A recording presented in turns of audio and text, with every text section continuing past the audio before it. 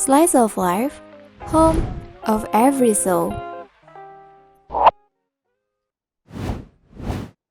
Baik, setelah ini kita akan memberikan pernyataan-pernyataan yang berkaitan dengan kehidupan mahasiswa. Jadi nanti kakak-kakak di sini dapat menanggapi pernyataan yang kami berikan setelah ini.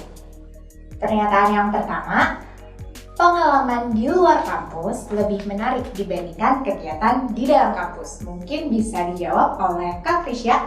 Ya, menanggapi pernyataan yang pertama, kalau dari aku sih nggak ada yang lebih menarik ya, baik pengalaman di luar kampus maupun di dalam kampus itu dua-duanya saling melengkapi, karena di dunia kerjaku juga, yaitu sebagai WO, itu kan berhubungan dengan banyak orang, jadi butuh komunikasi yang baik. Jadi menurut aku tuh di dalam kampus itu kita dapet teorinya, terus di luar kampus kita tinggal mengeksplor gitu ya. Konkretnya gitu. Oke.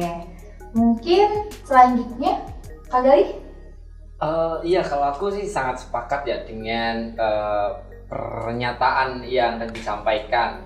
Saya pernah tuh ketika memang mengkonsolidasikan ribuan orang untuk turun ke jalan, saya harus berhadapan dengan kepolisian, kemudian birokrat, DPR, bupati dan sebagainya, yang tentunya penuh tekanan yang itu tidak pernah saya dapatkan selama saya di kampus. Bahkan kejadian HP yang diretas pun itu juga menjadi kayak sebuah tradisi di setiap adanya momentum aksi gitu.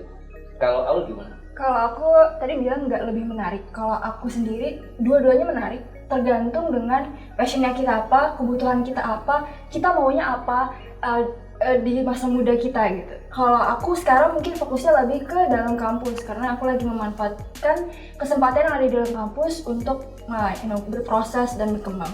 Kalau Mela sendiri gimana, Mel? Kalau aku lebih menarik di luar kampus, soalnya aku sering ikut event-event dari kabupaten. Contohnya kayak event dari Dinas Pariwisata dan Kebudayaan. Di situ aku ngerasa pengalaman aku lebih banyak karena ngikutin event itu.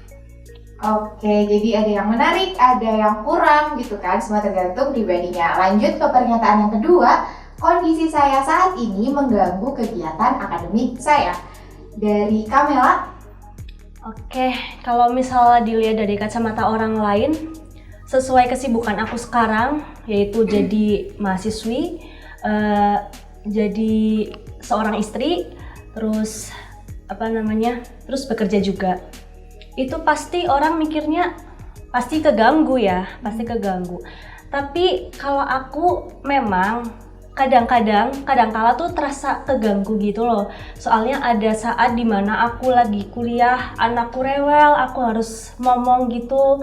Nah, tapi untungnya aku dapat suami yang suportif. Jadi ada saat aku ngeluh sama suamiku, aku capek kuliah lo ini loh gitu. Tapi suamiku tuh selalu nguatin aku, kamu harus bisa gitu. So sweet ya suaminya. Kak Aul mungkin bisa? Kalau aku jujur sebenarnya agak mengganggu sih, karena aku dalam proses belajar juga, manage waktunya harus tepat, skala prioritasnya juga mana nih yang sangat benar-benar aku butuhin dan aku perlu buat sekarang. Agak, to be honest, itu agak mengganggu, tapi yang lagi belajar untuk tetap stabil, tetap balance, dan apapun yang aku pilih itu pasti ada konsekuensi dan risknya. Ya, ambil aja resiko dan konsekuensi itu.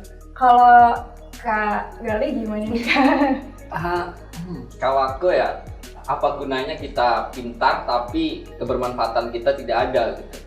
Dan apa yang saya lakukan sekarang dengan berorganisasi tentunya akan memberikan dampak, harapannya akan memberikan dampak yang lebih luas untuk masyarakat pada umumnya. Karena apalagi ya, apa yang saya lakukan ini memang sejalan dengan apa yang menjadi keilmuan kita di FISIP gitu.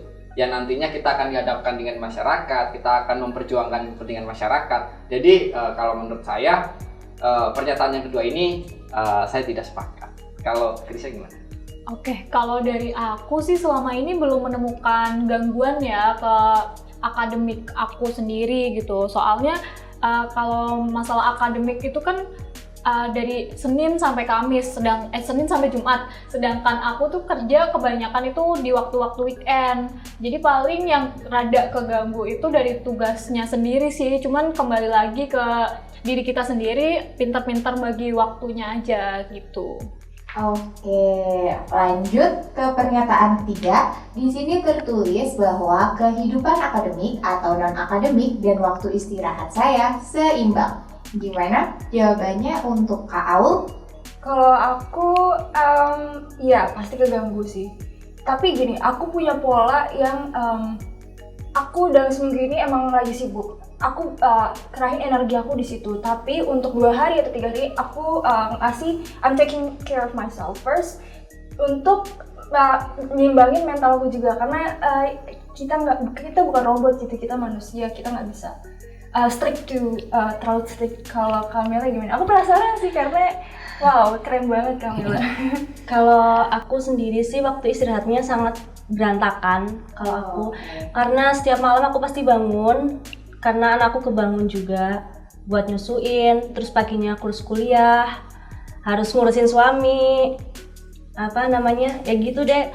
Apalagi kalau misal di hari-hari aku ada kerja tuh jadi wedding singer, aku harus pinter-pinter kayak pumping ASI dulu buat diminum sama anak aku gitu sih.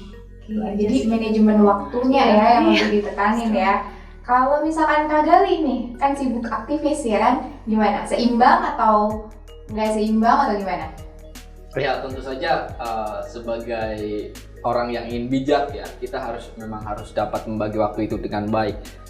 Kalau misalnya kita siang hari pasti sudah disibukkan dengan kegiatan perkuliahan gitu kan, dan kita ada waktu untuk bergerak di organisasi ya di malam hari. Dengan yang mungkin sering kita lakukan sekarang kan ada berbagai macam diskusi online gitu kan, webinar yang itu dilakukan kebanyakan di malam hari. Dan selain itu untuk menghabiskan malam hari itu saya juga berusaha untuk membiasakan untuk membaca gitu. Karena membaca itu sekarang sudah menjadi hal yang jarang dilakukan oleh mahasiswa gitu. Padahal dengan kita membaca, kita dapat lebih mengetahui sebetulnya apa kondisi yang terjadi di masyarakat, apa yang terjadi pada kondisi di sekitar kita. Jadi istirahat ya setelah jam 12 ya itu istirahat. Jadi ya dibagi-bagilah waktunya gitu sih. Kalau dari aku seperti itu. Kalau Chris ya? Oke, kalau dari aku nih ya, ketika kita akan melakukan banyak hal sekaligus, pasti akan ada yang dikorbankan. Iya, benar. Jadi menurutku kalau misalkan kita lagi nggak ngapa-ngapain, pasti waktu istirahatnya akan lebih panjang.